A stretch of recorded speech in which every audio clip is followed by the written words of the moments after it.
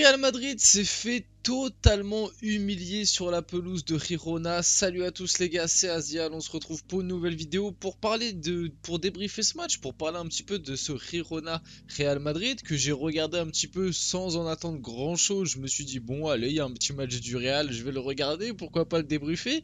Et il s'est passé quelque chose d'assez extraordinaire, on peut le dire. Castellanos, voilà, qui a décidé, qui a choisi son jour, qui a décidé de planter son petit quadruplé, et le Real Madrid qui perd encore une fois, et au-delà même d'être une défaite, mine de rien, prendre 4-2 par Girona qui quand même joue le maintien en Liga, c'est un petit peu une petite humiliation. Bref, on va débriefer ce match, on va revoir les buts, on va aborder tout ça tranquillement dans cette vidéo. Comme d'habitude, n'hésitez pas, le petit like, le petit abonnement, le petit partage, ça fait toujours plaisir. Bref, passons directement dans le vif du sujet, parlons déjà de cet homme, Valentin Castellanos, l'homme du match bien évidemment, quadruplé, il bat un record historique, puisque c'est le premier joueur depuis Robert Lewandowski à avoir inscrit un quadruplé au Real Madrid. C'était en 2013, un Dortmund-Real Madrid en demi-finale de Ligue des Champions.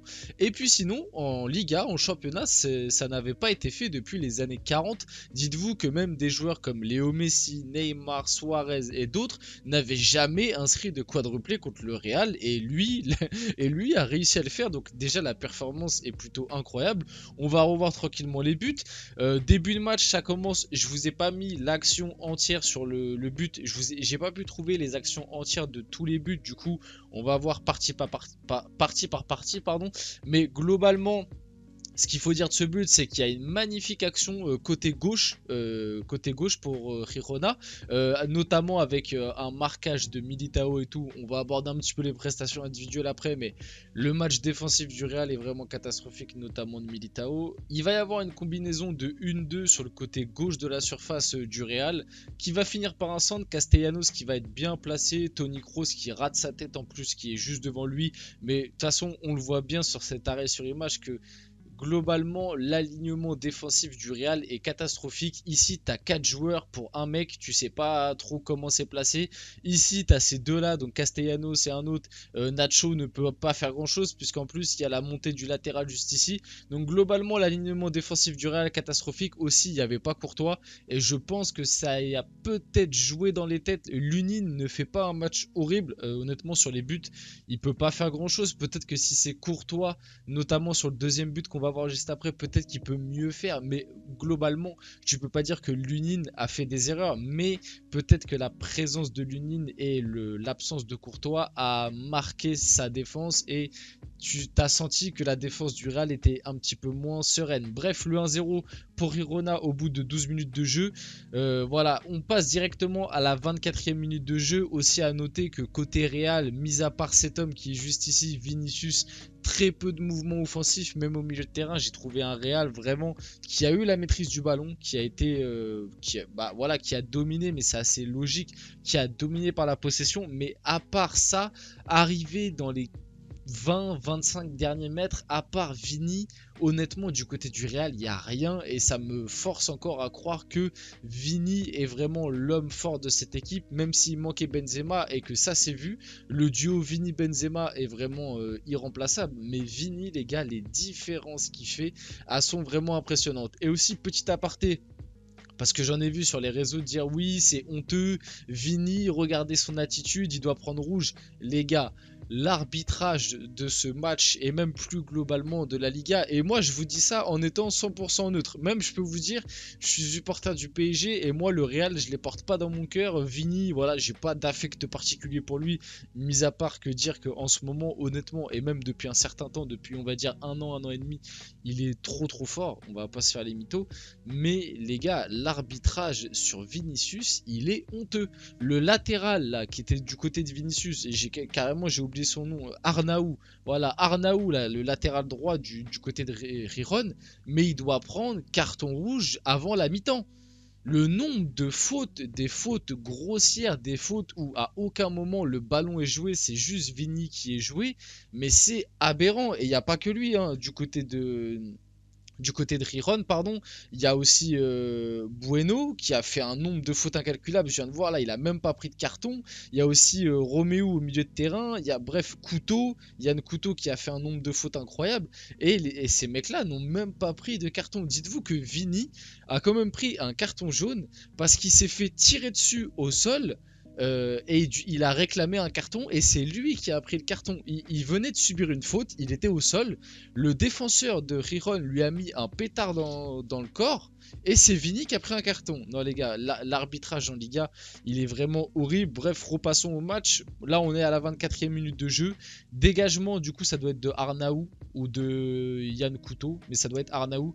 Dégagement et là, Militao. Oh là là, la défense de Militao.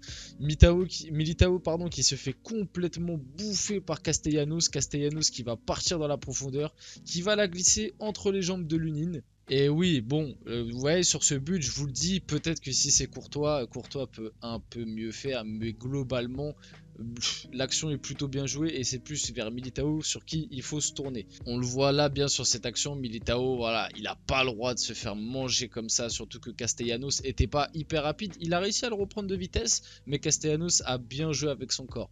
Passons directement vers cet homme, voilà, j'ai mis sa photo, mais honnêtement, aujourd'hui, du côté de Madrid, la défaite est peut-être un peu sévère quand tu regardes le match, je peux vous l'accorder. Oui, le Real a dominé Riron, mais ça me paraît assez logique.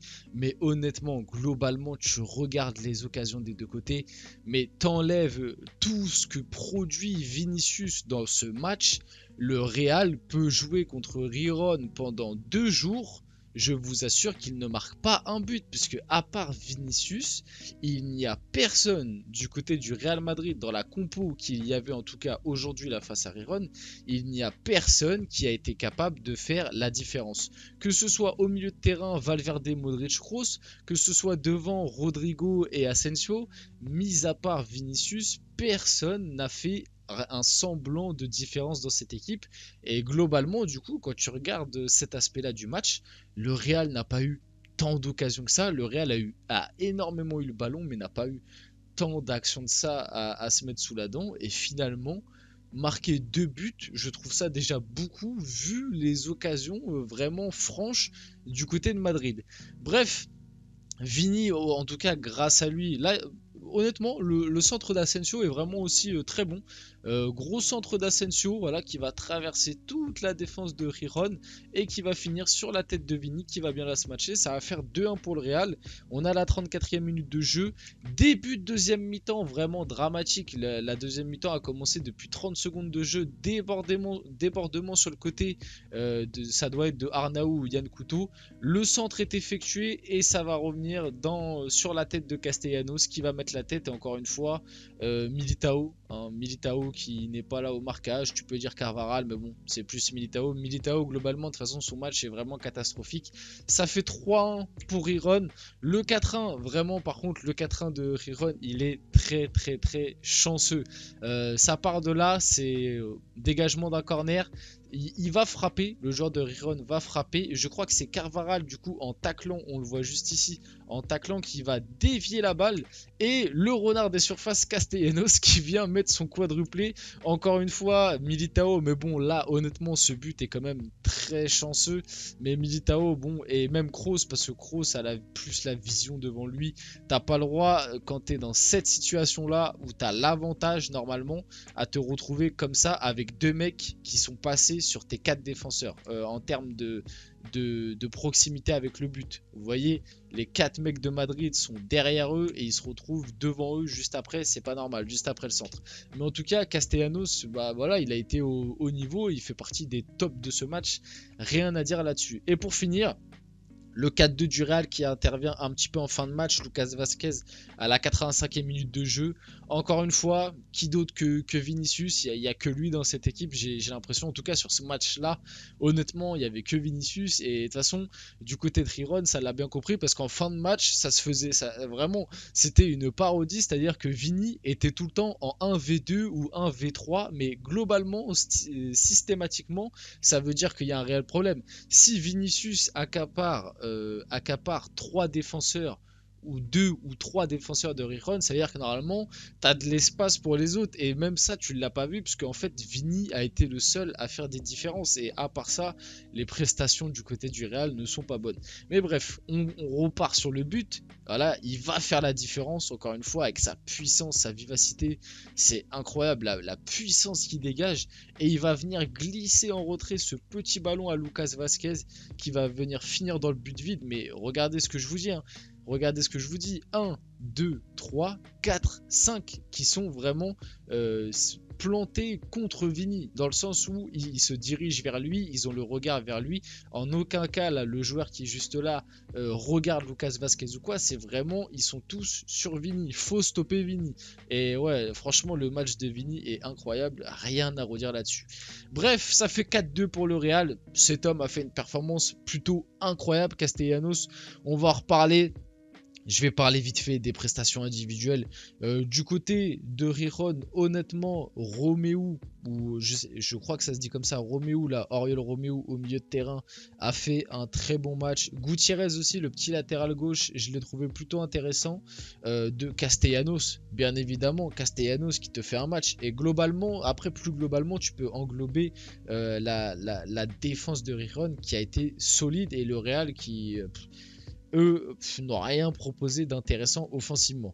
Du côté du Real, Lunin flop, même si je vous ai dit qu'il fait pas de grosses erreurs, en fait le peu de frappes qu'il a eu, tout est rentré, donc voilà, et notamment sur le deuxième but, je pense quand même que si c'est Courtois, il l'arrête, donc tu es obligé de mettre Lunin en flop, il prend quand même 4 buts.